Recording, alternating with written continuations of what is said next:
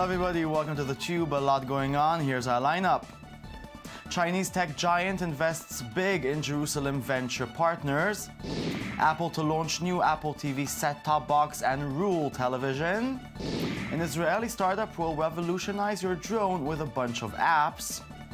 Oh no, big music labels want to limit Spotify's free music streaming. And this brilliant online video might become a blockbuster. There's lots more, don't go.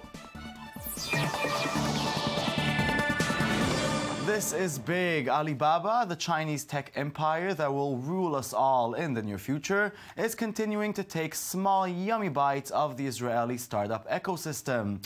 Jerusalem Venture Partners, one of Israel's leading venture capital firms, announced yesterday that Alibaba Group will invest in its operations and will become one of its strategic partners.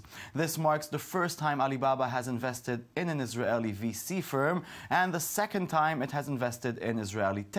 In January, Alibaba invested approximately $5 million in Visual Lead, a QR code company. According to Israeli economy newspaper Kalkalist, Alibaba and its CEO Jack Ma will invest tens of millions of dollars in JVP, though these figures could not be confirmed. Now, can our favorite whistleblower Edward Snowden find a new home in Iceland? Well, maybe. The Icelandic political party that wants to grant citizenship to NSA whistleblower Edward Snowden, radically reform copyright law, and create a statewide technological revolution is now the country's leading political party, with the elections 2 years away. A new survey found that 23.9% of Icelanders supported the Pirate Party compared to 23.4% for the Independence Party. This represents a substantial change from the last survey, which found the Pirate Party in second place with 12.8%. To be completely honest, I don't know why we enjoy so much trust, said Bridget Jontider, one of 3 Pirate Party representatives in the Icelandic parliament. Hear her out. Now we have the second big information revolution through the internet. And there are growing demands for more direct democracy. People are actually calling for ways so that they can both be aware of what their politicians are up to, or the people they ask to serve them, and they also want to be a part of the decision-making process. And because of technology, we can actually do that. And so I am helping constructing a new system and a new hardware. Yep, I choose Iceland over Russia, but you know, that's just me. Now, for years, rumors had it that Apple wants to get into the TV business and, well, change it forever. That vision may become a reality in June. According to BuzzFeed News, Apple is planning to debut a revamped Apple TV set-top box at its Worldwide Developer Conference. The new box will reportedly support third-party apps with the ecosystem of the iOS, meaning mobile apps from the iPhone and iPad may be coming to your TV. It will also have voice control with Siri, so you can, well, talk to your television set. According to the Wall Street Journal, the company is also planning on creating its own TV subscription service to rival the likes of Netflix. If that's true, it just might change, well, everything you thought you knew about television.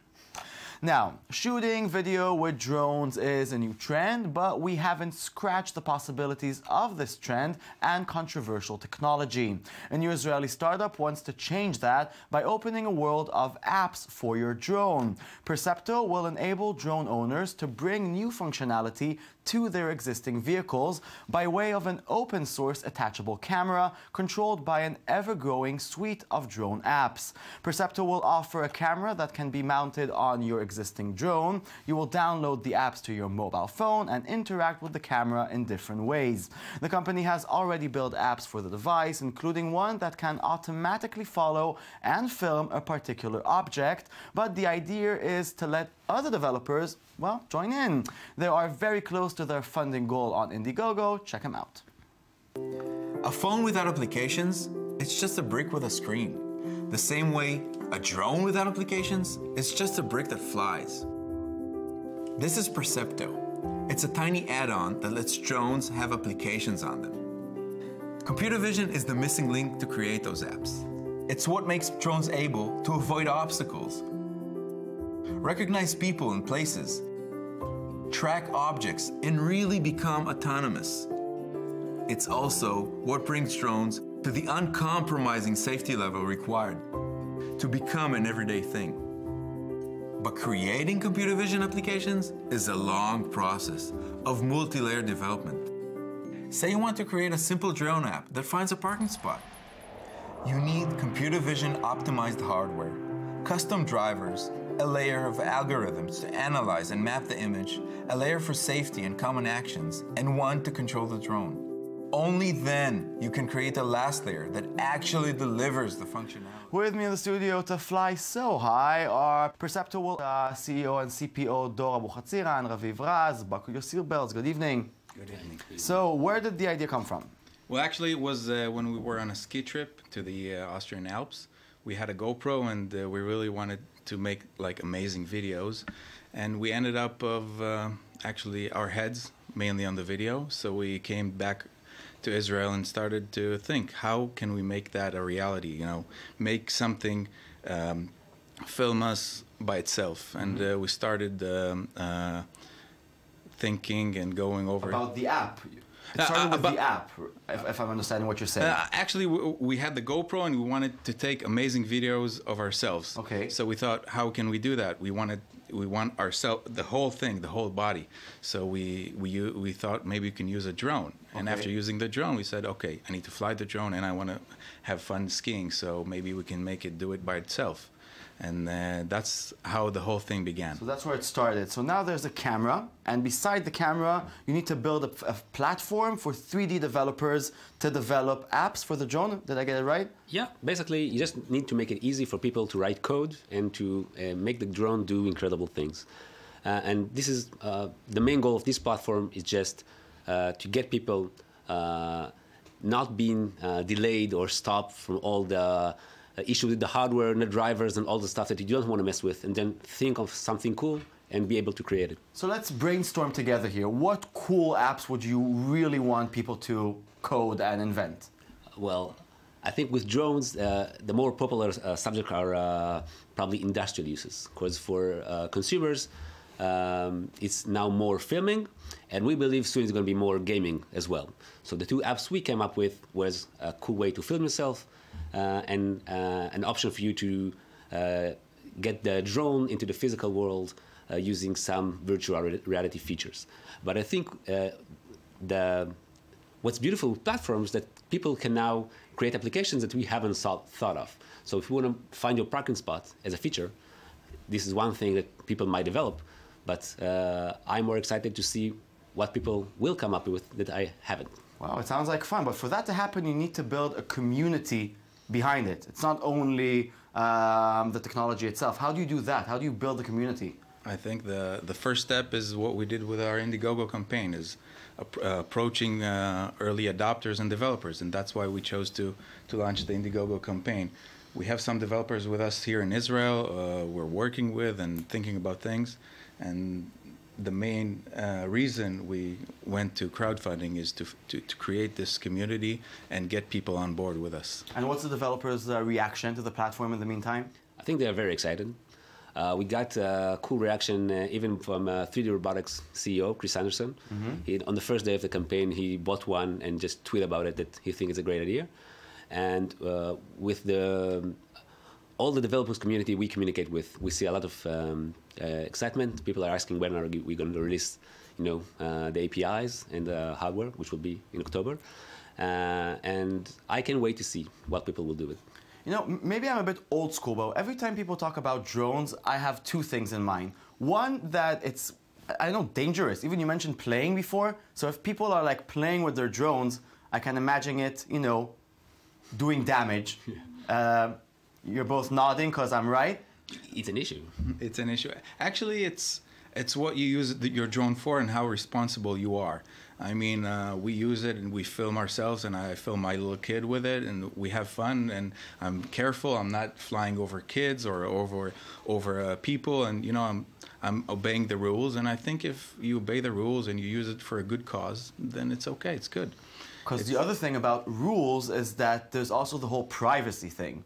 and all the security hazards that might come across. I mean, how can I know that people are not, I don't know, following me with a drone? But I think this with is... your app that will follow only me but forever I think and ever. this is an easy question for me, because I think smart devices and Facebook and Google invade your privacy much more than a drone that you can actually hear and see someone invading your privacy with. Today there are various ways people can invade your privacy with small camera, and espionage gear is now available for everyone in Radio Shack. So drone is not changing, I think, privacy in this way. If someone want to do something wrong with drones, then they can, and society will have to deal with them in some way, or by regulation, or just by our standards as a society, like every new technology emerging, I think. And also you have regulators that are a problem for everybody in the drone industry. I think they are not a problem, they are the solution. They are too slow. This is a problem for us. But as you said, for this new technology to be integrated with our lives, then we need someone as a third party to say what you can and can't do. So how do you imagine our future, our near future? Sky filled with drones? Yes, but depends where. I imagine the middle of Tel Aviv won't be filled with drones so fast, but maybe more open spaces will, and many businesses will start using drone for various even delivery. occasions. I mean, you say center Tel Aviv, no, but if something needs to be delivered to my house in center Tel Aviv, so a drone's going to be there. I think delivery is more. There's a place where remote places or places that are hard to get to, they use drones for that. I mean, open like Alaska, if there's some place behind a big river or some kind of obstacle, you can use drones for that. So it can help. I mean, you can think about positive things to do with it, and you'll find like endless. As I said, maybe I'm just old school and there's, a new era that I need to get used to. I haven't seen a drone fly with my own two eyes yet. This is weird for me, How because come? I see many. Well, it's your job, but you have to say, as we said before, that in Israel, they're still not very popular in common use. I think that today, if you go to weddings, I CEO of a startup company, and every day I get people WhatsApp drone pictures that they see in events and places where we can talk about drones. drones forever because I really like the subject, but we need to finish. Thank you very much. Thank you. Good luck with everything. Thank you very much. And we'll keep viewers updated for any new developments with your company. Thank you. Thanks. Okay. Big music labels had high hopes of services such as Spotify to save them from the declining music sales. But now, well, they might back down from the deal. Universal Music Group, the largest of all labels, is beginning to question the freemium model that helped bring in over $1 billion in revenue from US streaming last year. According to the Financial Times, Universal is leveraging current contract negotiation with Spotify to pressure the service into harsher limits on its free stream. The labels hope that such a move would convert more free users into paid subscriptions, which cost $10 per month. Other labels are coming to the conclusion that ad-supported free streaming services need to be adjusted, according to reports.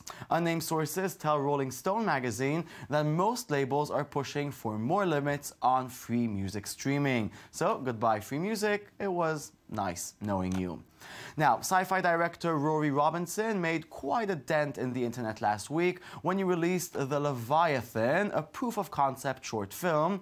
The video clocks in at under 4 minutes and features a team of spaceship pilots hunting a giant flying whale-like beast in the clouds. It's spectacular, so after going viral, racking up almost 1 million views in just a week, it looks like the ambitious project will get some big-time backing.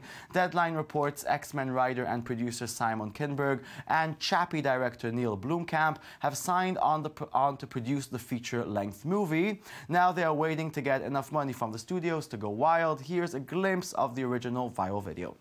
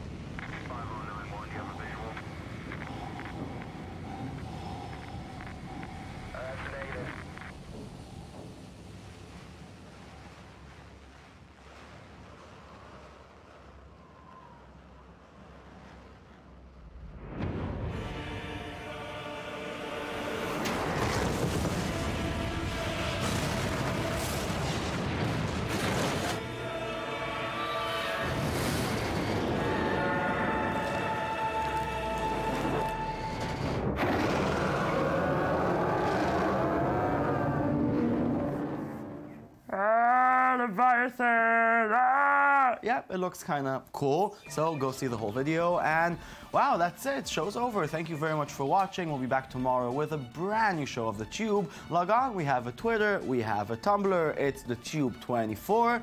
And that's it. Goodbye. See you tomorrow.